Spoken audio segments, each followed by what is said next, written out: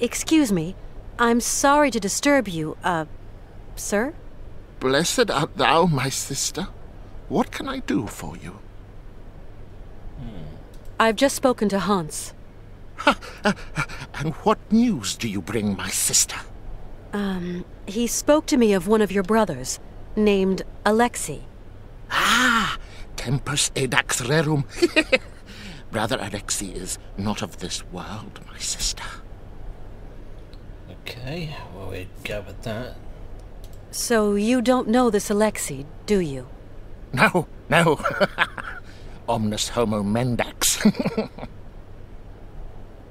Come on, you must know where Alexei is.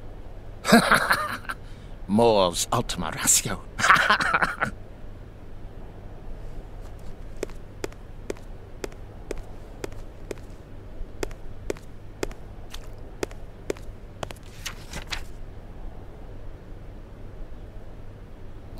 Alexei was a man of God and my friend. He lived away from the monastery for many years, among the strange Yukai people. Okay. Alright, so maybe mammoths do exist. Okay.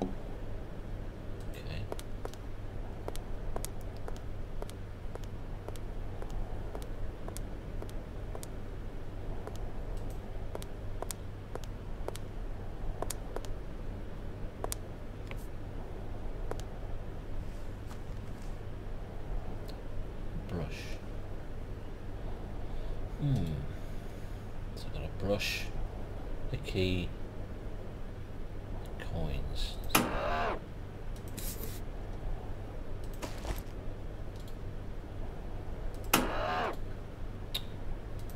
Let's have a look at it.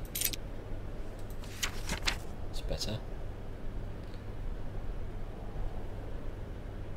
Right. Alexei was a man of God and my friend. He lived away from the monastery for many years among the strange Yukol people, or Yukai, I don't know how to pronounce it. And stories of great mammoths of old that were divine to them. I am no wise monk, far from it, but I have prayed to God long enough to understand that. It takes many different forms, imaginations of men. This might help you. The key is in the light of the mammoth's eye. Mammoth's eye key.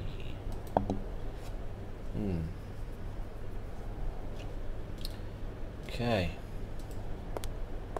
Mammoth's eye.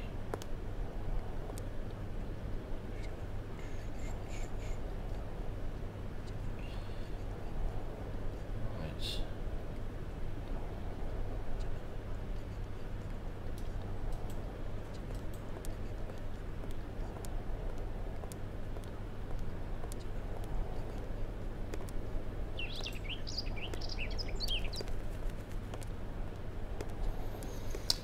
Don't know where to start really. Let's pop in here. Go by room by room.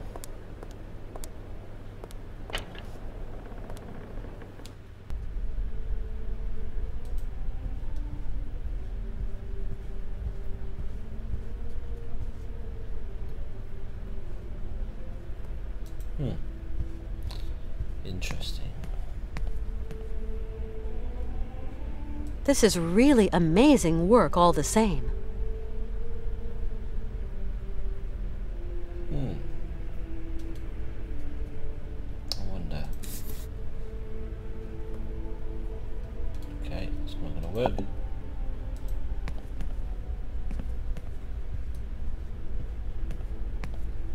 Oh, okay.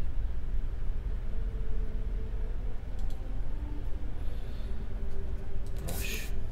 There's a hidden message or something. It's looking like an arrow.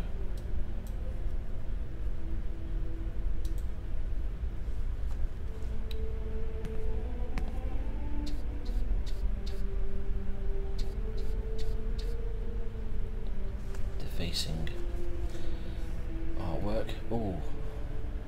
Okay. Alright. Cross. I haven't got a clue. Light.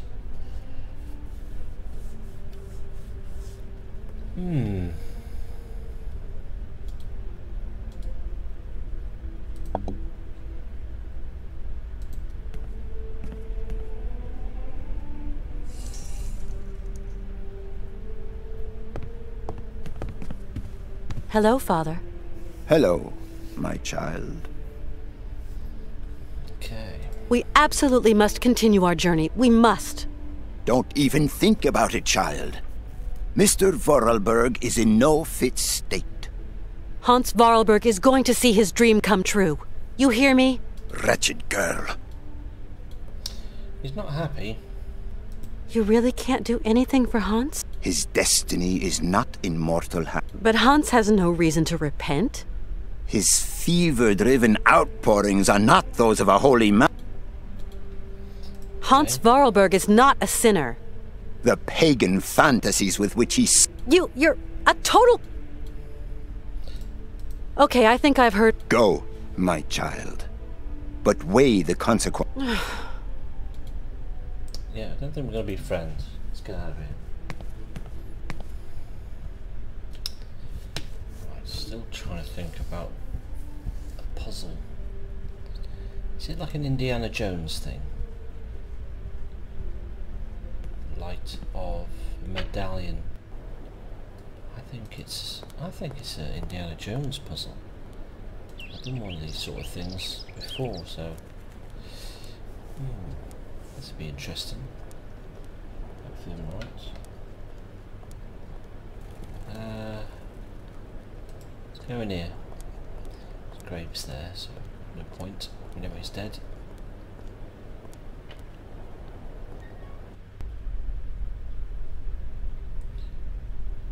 So monks are gone at least.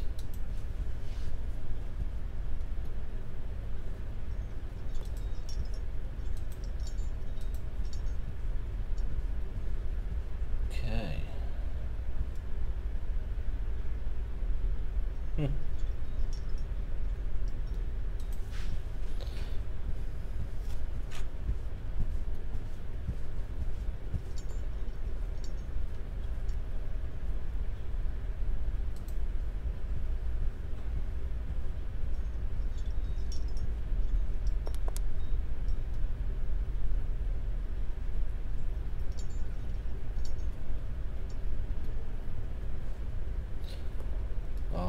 That's clever. I'm gonna light these candles then.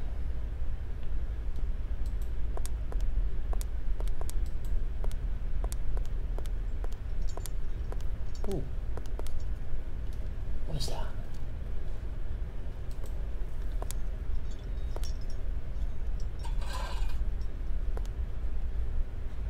Halberd. Oh. And there's a cross, as I thought, of candles. Okay.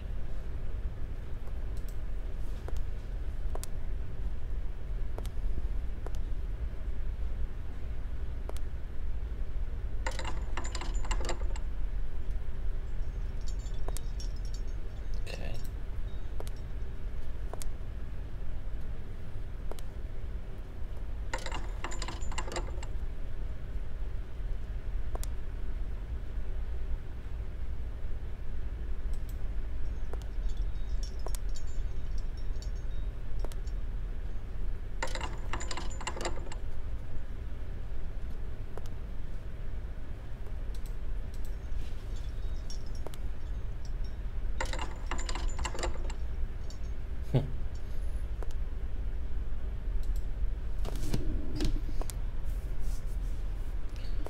I hope I'm doing it right. That's how it was.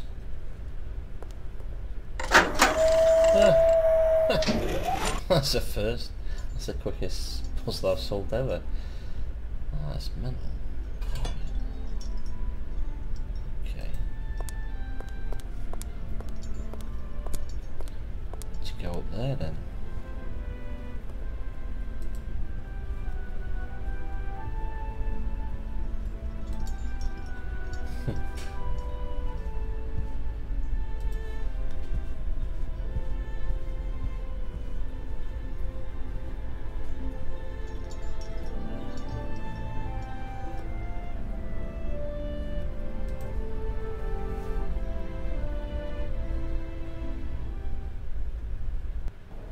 No! I didn't want to do that.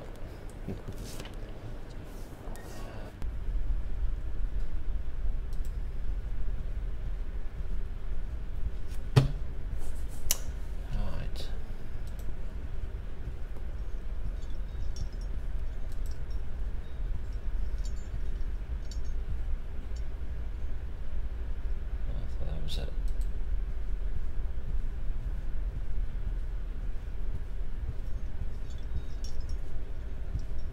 Ah, there we go.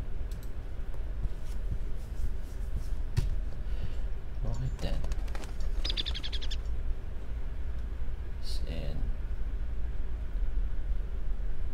Okay.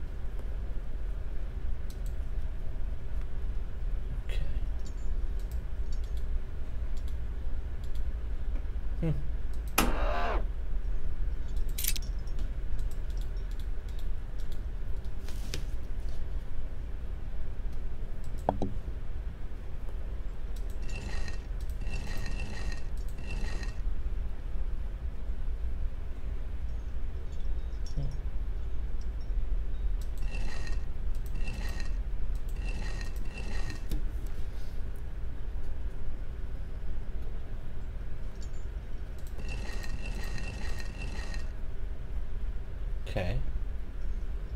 This bit I haven't got a clue.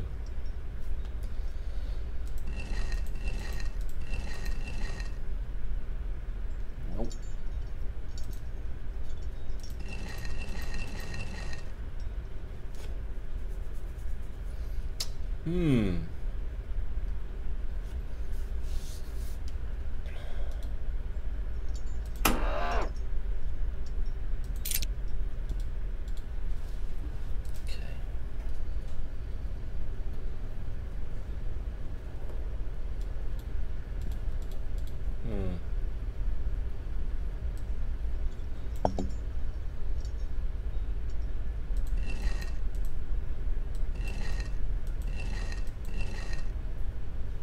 Shit. Probably some combination.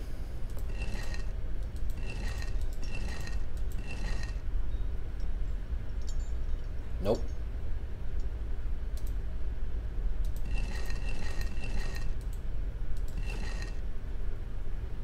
Bollocks. Not a clue.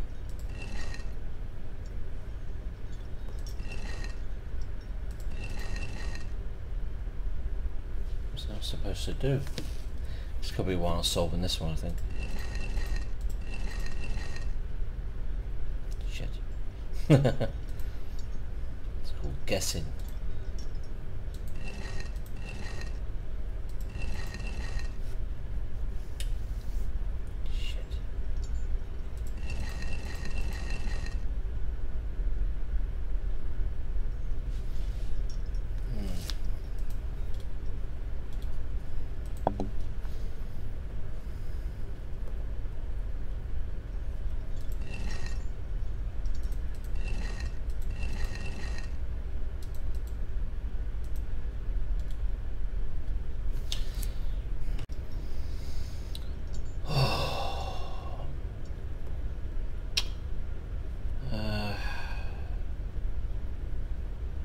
Full moon, half moon,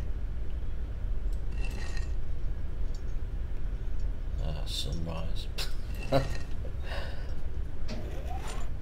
Oh bollocks. Wow, I am Indiana Jones incarnate. What a fluke. What a total fluke. I don't know how I did that. Go there. There's a mama side, I guess.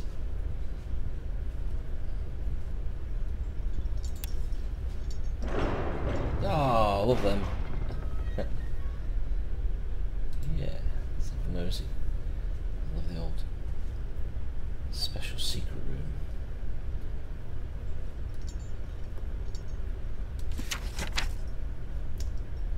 Oh, it's done a book. Oh, this could be a bit of reading.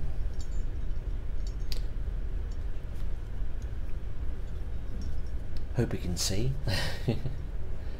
loaded my bags of provisions onto a sled pulled by several sturdy, healthy beasts, and left the Romansburg Monastery, heading northwards in search of mysterious peoples inhabiting the vast desert waste of the Siberian tundra.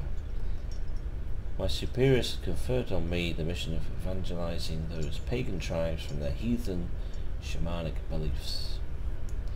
I travelled under assumed identity, that of a lowly trapper. I had to be wary of the agents of the state and of the military, for whom religious activity is suspect. They, for their part, travelled the length and breadth of eastern Syberia, trying to convince the villagers of the debatable benefits of collectivism. Well, it took me several weeks to accustom myself to familiar harness. I found no dogs in Romansburg and had to make do with yukais purchased from a hunter. The hell's a yukai? Yukai. Related to both seals and dogs. Oh, yeah. Don't remember that in the wildlife program. In the wild, the yukai lives on riverbanks. It is easy to capture for the trappers. Its gluttony is well documented. In winter, it gorges itself on orange salmon, a prey that often has to share in the wild with the fierce Siberian tiger, another creature very partial to the fish. The yukai. Silly looking creature.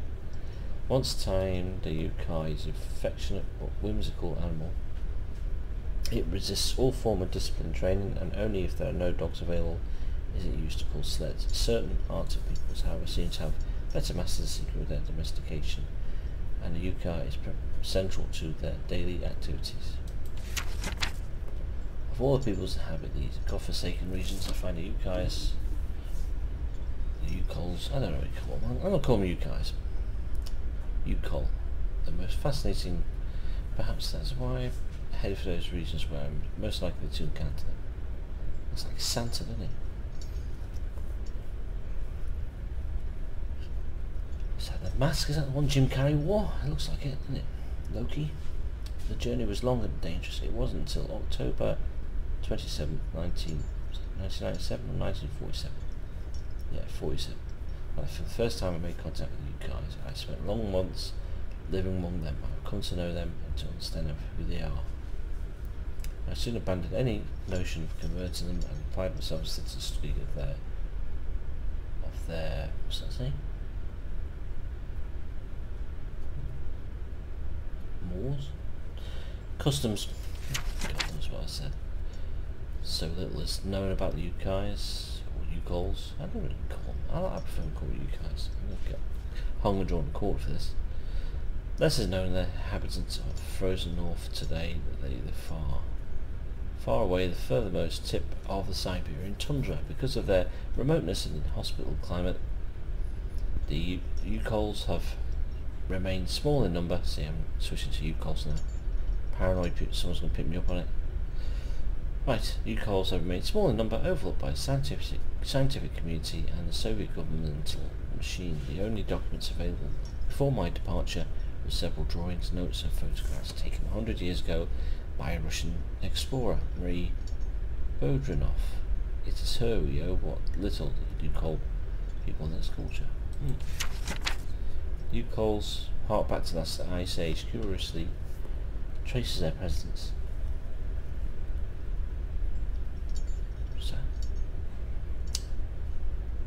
Traces of their presence have been found in Western Europe. Even I'm having problems reading this. More precisely in the heart of the French Alps and prehistoric caves of Vardine. This suggests that over centuries they undertook a long migration towards the extreme north of the globe. Which is a bit madness really, isn't it? The sacred Harfang.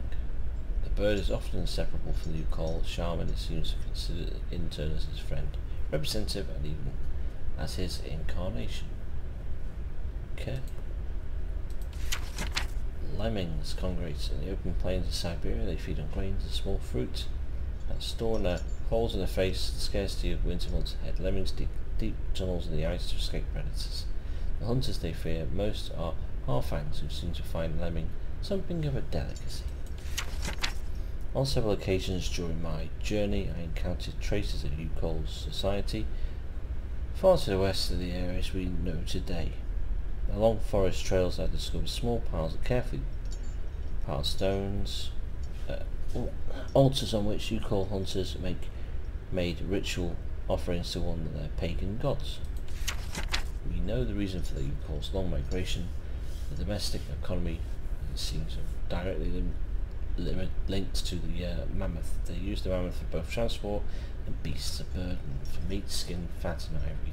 Beyond doubt, we are dealing with a genuine case of symbiosis between man and animal. Mammoths were forced north by changing climate conditions, and the Yukols followed. Some prehistoric cave drawings identified as being Yukol origin have led the scientific community to conjecture that at one time the Yukols realised incredible achievements of domesticating mammoths. They are, to our knowledge, the only prehistoric people to have represented a manostrider mammoth. If only that was true.